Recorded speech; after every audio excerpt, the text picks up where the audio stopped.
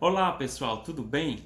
Eu me chamo Victor Leão e sou formado em música pela Universidade Estadual do Ceará e também sou especialista em Modern Musician pela Berklee College of Music e em Educação Musical pela Faculdade Única. Neste breve vídeo eu vou fazer uma explicação bem superficial sobre a proposta que eu trago com este artigo intitulado Escola Produtiva, uma proposta de escola transdisciplinar e construcionista. Com essa proposta, como eu frisei bastante, como eu enfatizei bastante no artigo, com essa proposta eu não tenho a pretensão de trazer uma solução milagrosa, rápida e indolor para os problemas da educação nacional e internacional. Em vez disso, o intuito da proposta e do artigo é trazer mais uma alternativa para somar-se às diversas alternativas que já vêm sendo propostas por diversos docentes, educadores, pedagogos e pedagogas e educadoras durante essa história da educação. Então agora eu vou fazer uma breve explicação por meio de slides e nos vemos novamente no final do vídeo. Vamos lá? Então, como eu já mencionei, o título do artigo é Escola Produtiva e o subtítulo é uma proposta de escola transdisciplinar e construcionista.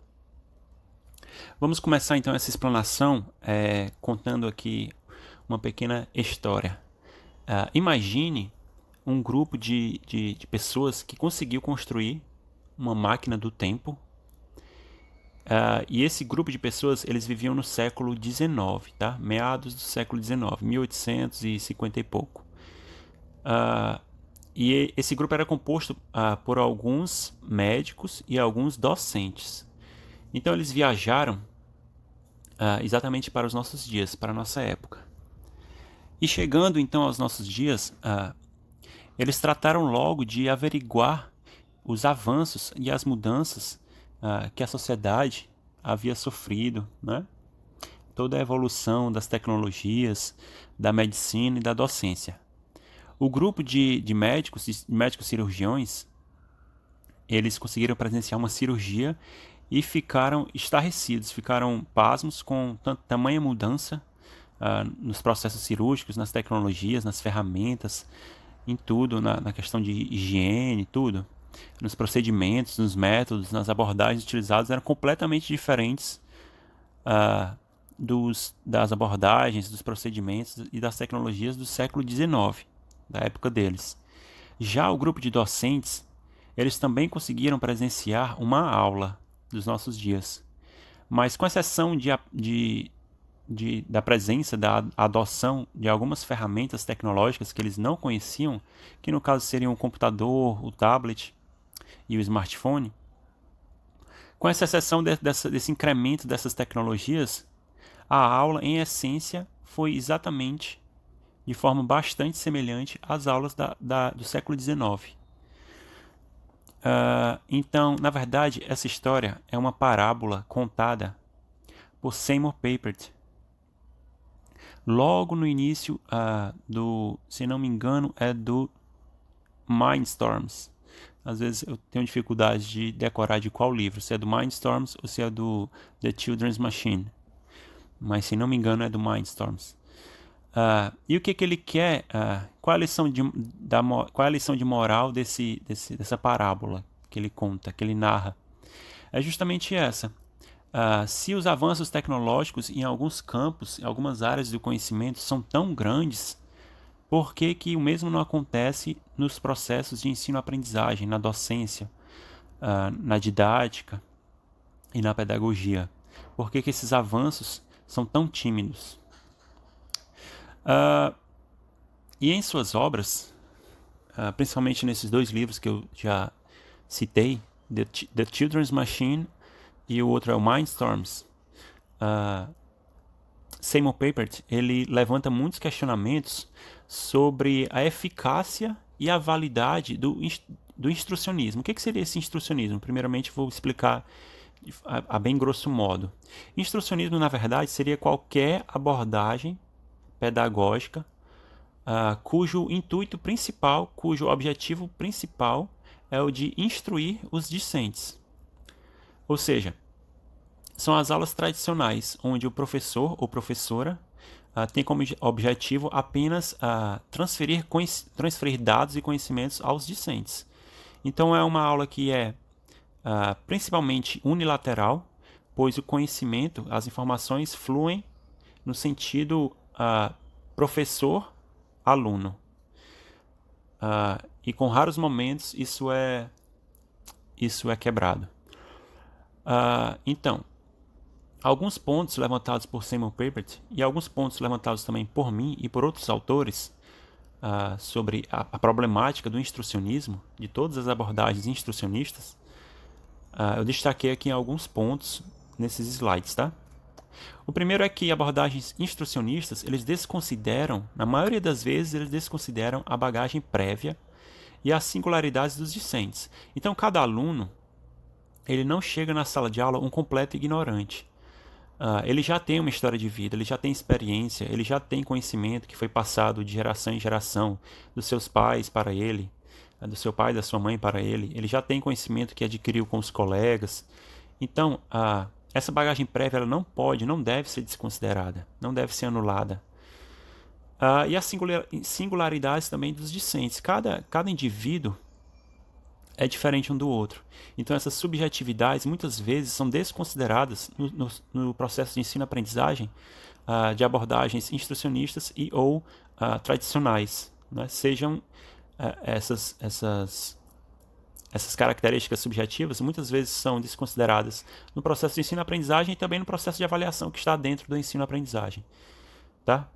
O próximo ponto aqui é que muitas vezes esse ensino-aprendizagem, essa aprendizagem, ela é infértil. E por quê?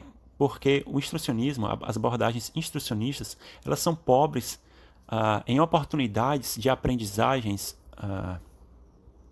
como é que Carl Rogers nomeia, são as abordagens as aprendizagens significativas. Então, abordagens instrucionistas, elas são pobres em oportunidades de aprendizagem significativa.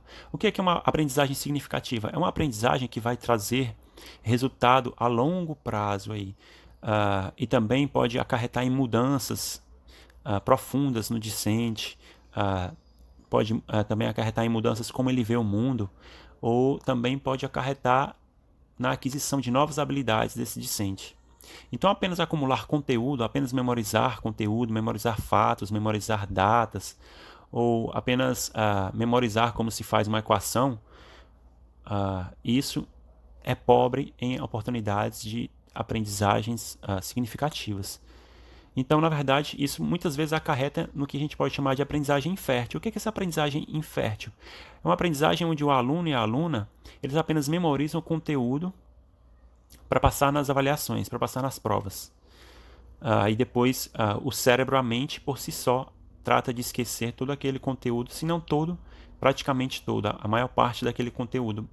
Porque a mente, mesmo que de forma inconsciente, ela já sabe, ou pelo menos ela pressupõe que aquele conteúdo não vai ter utilidade para o resto da vida do discente, ou da discente.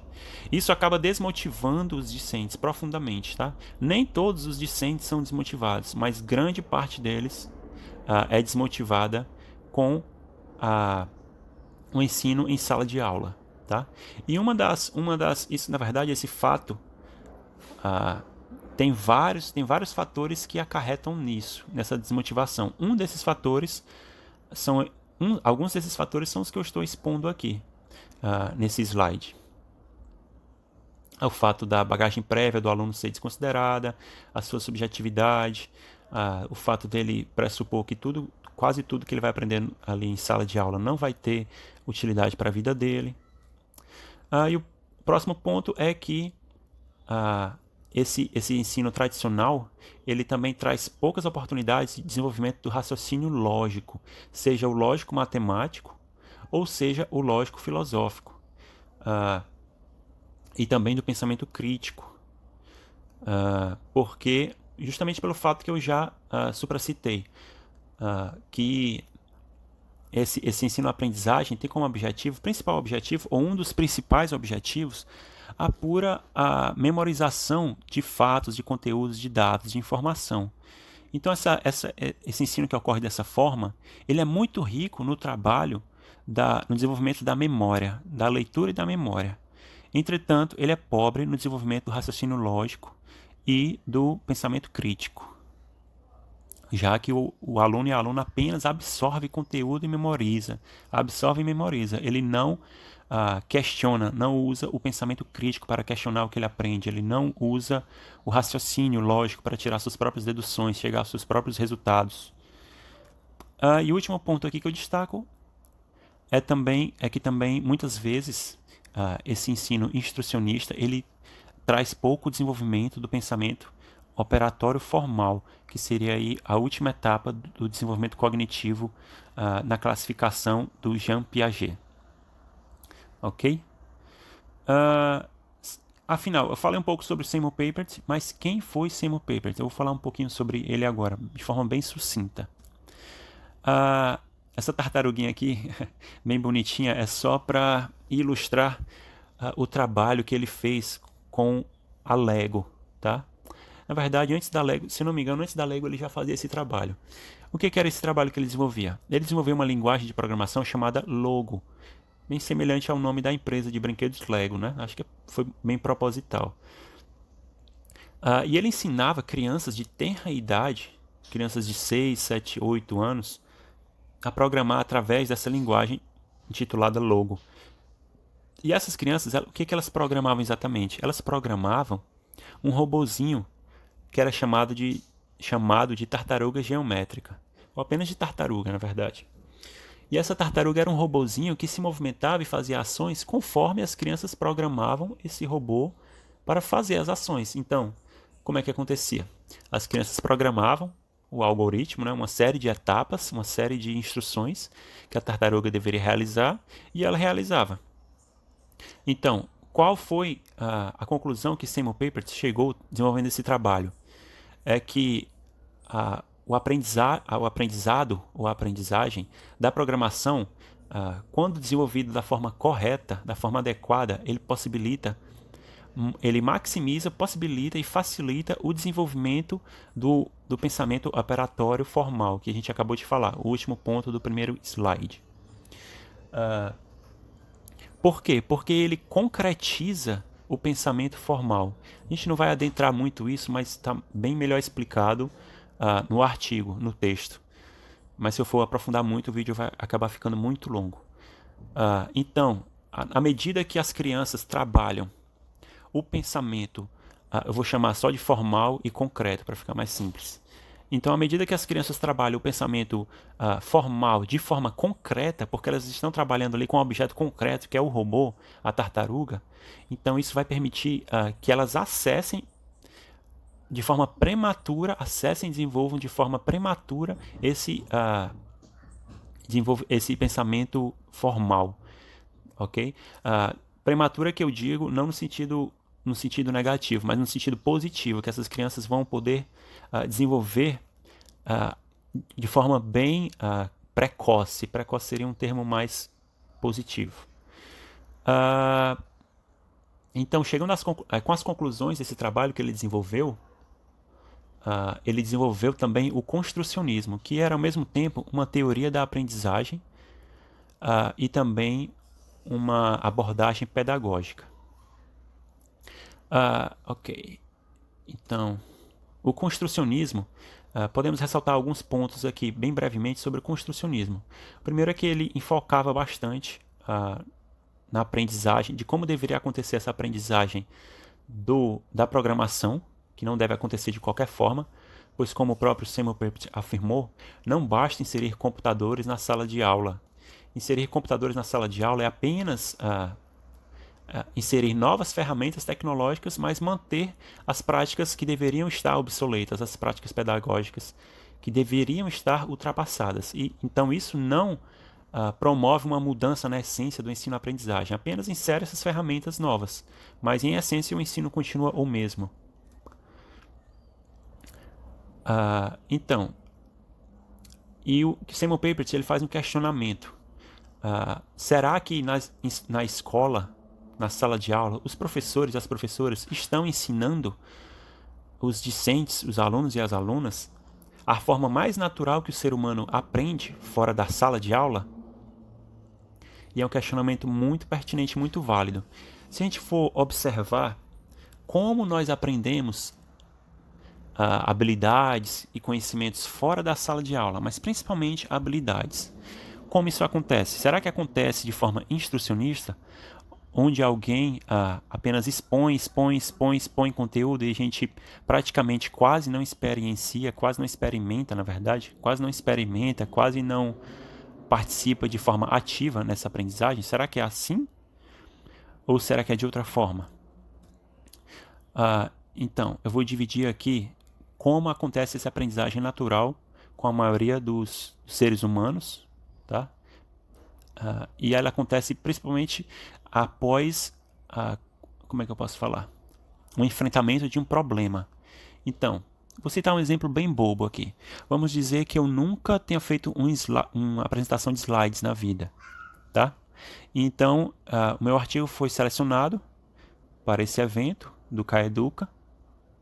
Então, o meu problema é, eu tenho que apresentar slides, mas não sei fazer isso. Então, esse seria um exemplo perfeito, porque esse seria o problema. Então, a aprendizagem ela pode vir através dos problemas que nós encontramos, das dificuldades, como é que eu posso falar? Dos empecilhos. Então, após eu encarar um problema, o que eu vou fazer? A próxima etapa é a busca da solução.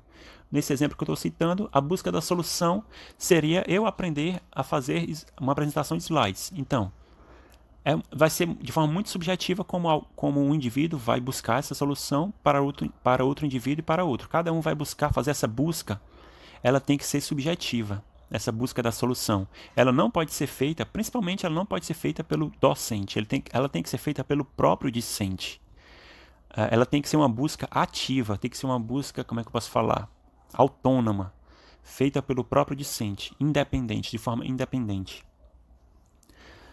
E então, após eu buscar essa solução, de eu colher informações, de eu fazer pesquisa, de eu trabalhar meu próprio raciocínio, tirar minhas próprias deduções, então eu passo para a última etapa, que seria a execução da solução, que seria exatamente eu começar a fazer os meus slides. E essa seria a última etapa dessa aprendizagem. Depois que eu passasse por essas 3 etapas, aí sim eu teria aprendido a fazer uma apresentação de slides. Então, essa seria a forma mais típica do que poderíamos chamar de uma aprendizagem natural, que podemos ver que é uma forma bem divergente e bem diferente do que acontece em uma sala de aula cuja abordagem pedagógica é instrucionista. E o construcionismo? Vamos voltar aqui um pouco para o construcionismo. O que Papert, ele propõe? Ele propõe a participação ativa dos discentes através da experimentação e do uso da criatividade. Então, o discente, ao invés dele ficar sentado na sua carteira, fazendo anotações do que o professor ou a professora está expondo, ele vai participar ativamente. Então, na verdade, o professor ou a professora, o docente vai promover, vai trazer oportunidades, vai trazer problemas e oportunidades dos próprios discentes aprenderem de forma autônoma, independente, de forma que esse ensino-aprendizagem será autodirigido, será dirigido pelo próprio aluno. Apenas o professor vai direcionar, vai ser um tutor, vai ser um guia, como se fosse uma espécie de guru desse ensino-aprendizagem. Mas cada aluno e aluna é que vai aprender de forma autônoma. O próximo ponto que nós podemos destacar aqui, que Papert propõe, é que a aprendizagem ela ocorra em função da construção de objetos palpáveis. Ele usa esse termo palpáveis. Então, essa aprendizagem que ele propõe teria como objetivo principal a construção de objetos palpáveis, objetos concretos, objetos físicos, que eu possa realmente manusear. Então, é exatamente isso que ele faz com a tartaruga geométrica. Tá? Apesar dos discentes, dos alunos ali de 6, 7 anos, estarem lidando com pensamento concreto, com abstração concreta, de mais alto nível, fazer mentalmente uma sequência de etapas para poder fazer a tartaruga percorrer um determinado caminho, mas eles estão ao mesmo tempo lidando com um objeto concreto, um objeto palpável, que é a própria tartaruga. Então, isso permite que eles concretizem como é que eu posso falar? que eles concretizem esses pensamentos formais. Tá? Então, além deles manusearem esses objetos palpáveis, eles vão construir esses objetos. Só que eu vou mudar o termo de palpáveis, eu vou transformar para experienciáveis. Tá? Ficou faltando aqui fechar as aspas, teve um erro de digitação aqui. Tá? Então, eu estou fazendo aqui estou fazendo uso de um neologismo aqui, porque eu creio que essa palavra não existe, experienciável. Mas o que seria um objeto experienciável? É algum objeto que eu posso ter experiência dele, porque nem todo objeto vai ser palpável. Por exemplo, uma música, ela não é palpável, eu não posso tocar uma música. Ela é abstrata, ela não é um objeto concreto. Entretanto, eu posso experienciar uma música, eu posso ouvir, eu posso desfrutar, eu posso fazer a audição daquela música. Então, a aprendizagem seria sempre em função dessa construção desses objetos experienciáveis. Seja, por exemplo, uma música, essa construção pode ser uma composição musical, então os alunos aprenderiam em função de uma composição musical.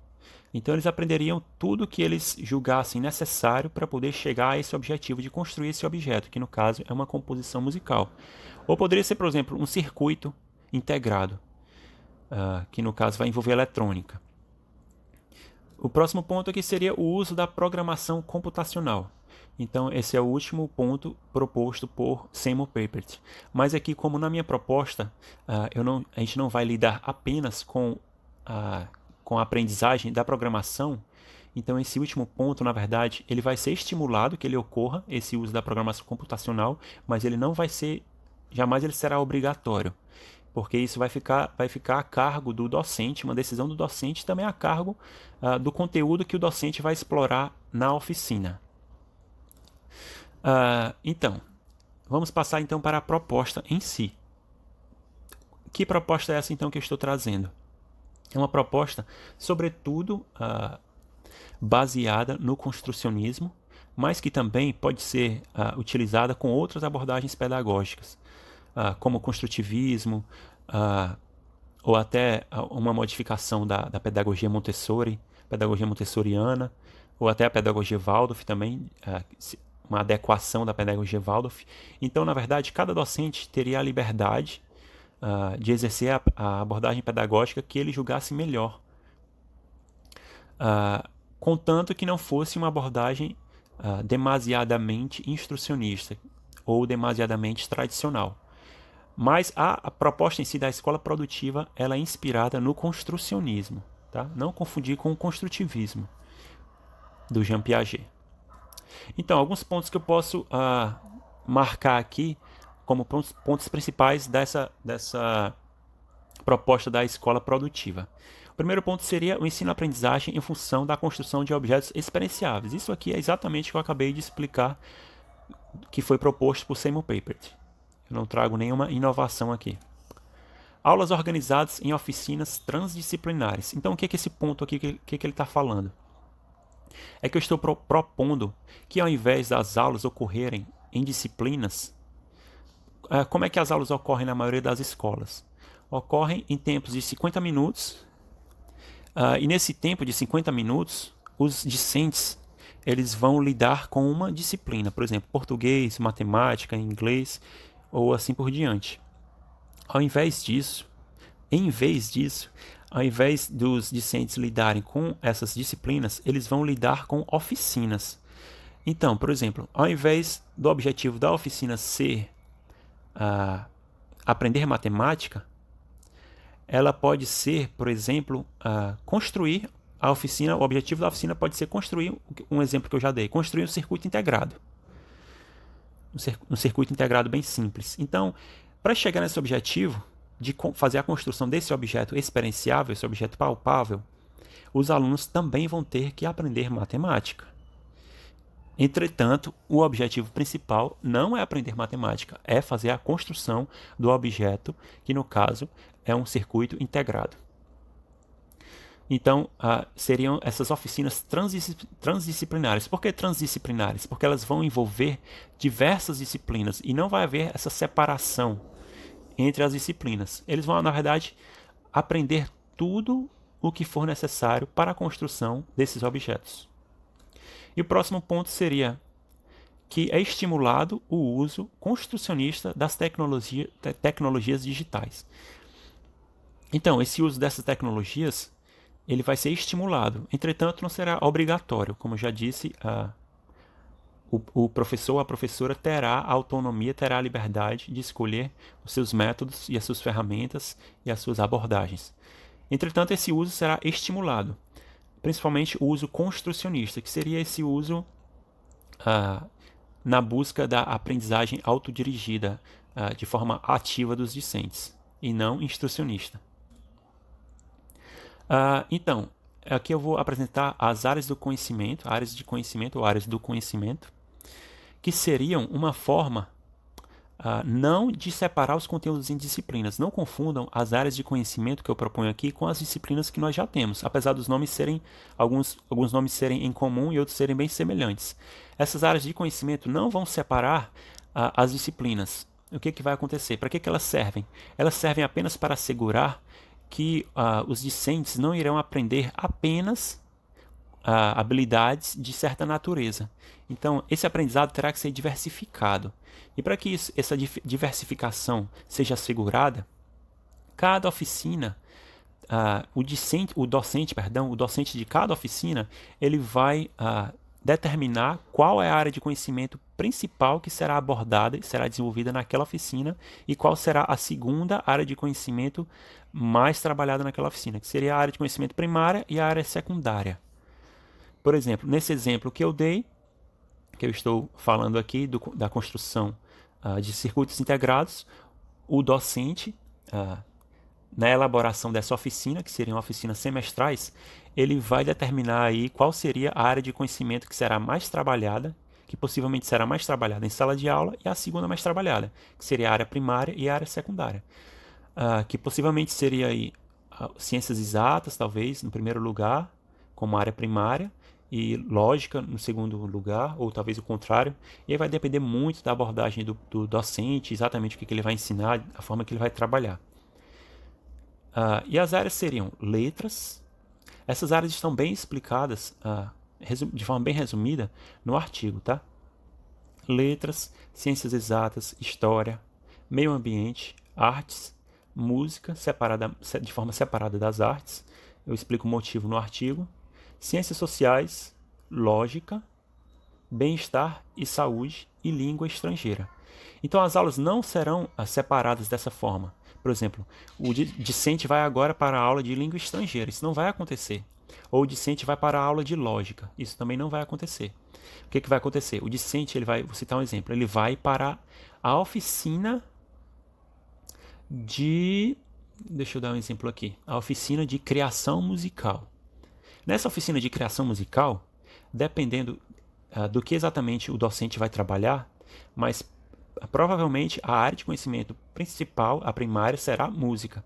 E aí a área secundária vai depender do que vai ser trabalhado na oficina. Mas essa oficina vai ser toda direcionada, toda em função da construção dessas criações musicais. E aí os discentes eles aprenderão diversos conteúdos, diversas habilidades, irão adquirir, irão participar de forma ativa na construção dessas suas próprias criações musicais. Então não vai ter essa distinção entre disciplinas. É por isso que esse ensino ocorrerá de forma transdisciplinar. Porque nesse exemplo que eu estou dando, por exemplo, de criação musical, os alunos poderão, por exemplo, aprender língua estrangeira, poderão aprender lógica, poderão aprender também ciências sociais, poderão também trabalhar com as outras artes, poderão aprender também meio ambiente, dependendo da temática dessas criações musicais, poderão aprender história, poderão aprender ciências exatas, poderão aprender letras, poderão aprender qualquer outra área de conhecimento. Isso vai depender da forma que essa oficina será conduzida e exatamente da abordagem do docente e também exatamente aí do que será esses objetos que serão construídos pelos discentes. Quer saber mais sobre a proposta? Confira o artigo na íntegra, o artigo completo. Então aqui na descrição do vídeo eu vou deixar então um link para você poder acessar, poder conferir o artigo na íntegra. E se você se interessou, dê uma olhada, dê uma lida. E se tiver alguma dúvida, então pode enviar para o meu e-mail ou até comentar aqui nos comentários do vídeo. Eu gostaria de agradecer a todos que assistiram esse vídeo até o final e muito obrigado.